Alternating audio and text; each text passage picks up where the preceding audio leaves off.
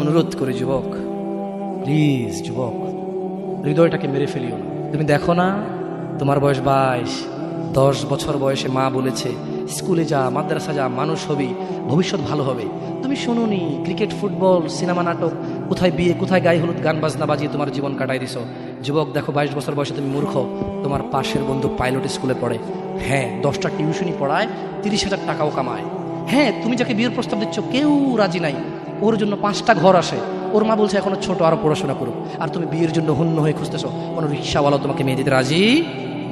তুমি দেখো 10 বছর 15 বছর বয়সে যদি মায়ের ওই কথা মেনে নিতা, তাহলে তুমি আজকে উপকৃত থাকতাম।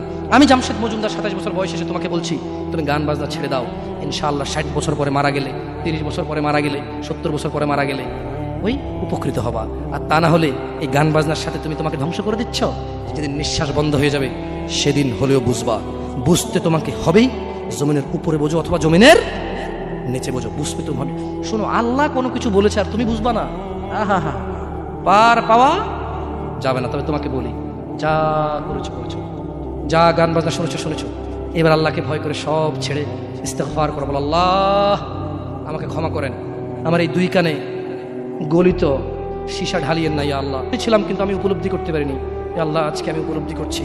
আল্লাহ আমি আর কখনো বাদ্যযন্ত্র দিয়ে নিজেকে আনন্দিত করব না। এই হারাম যা আপনার এত আপনাকে রাগান্বিত করে, আমি আর কোনোদিন এই হারাম দিয়ে নিজেকে আনন্দিত করব না।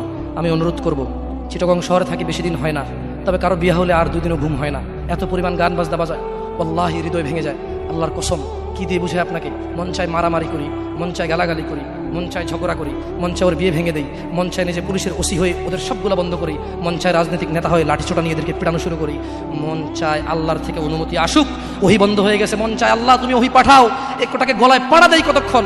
মন চায় নিজেকে যদি অনেক জ্ঞানী, অনেক কিছু হতাম, কোথাও গিয়ে যদি বলতাম গান বন্ধ করো, যদি বন্ধ করে দিত, যদি এমন কিছু হতাম, কত কিছু যে মন চায়। তোমার বিবাহ তুমি রামশ্যাম যদুমধুর মতো করে ফেলেছ। যুবক, তুমি কেন কবুল পড়ে বিয়ে পড়ো? আমার তো বুঝে আসে না। বাবা, আপনি কেন আপনার ছেলেকে কবুল পড়িয়ে বিয়ে দিচ্ছেন? আমার বুঝে আসে না।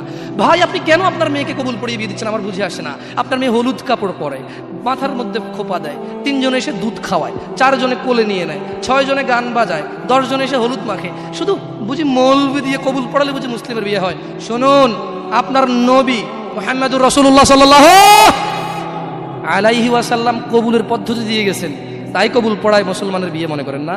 কিন্তু বাকি যেগুলো করেন এগুলো কার পদ্ধতি? কার? মিথ্যা কথা বলবেন না। হুজুর ডেকে খুতবা পড়ে কবুল পড়ে বিয়ে কার পদ্ধতি? আল্লাহ নবীর। এই গান কার পদ্ধতি? কেন করতেছেন? ওটা তো আপনার বিয়ের অংশ, বিয়ে না হলে তো বাজাতেন না।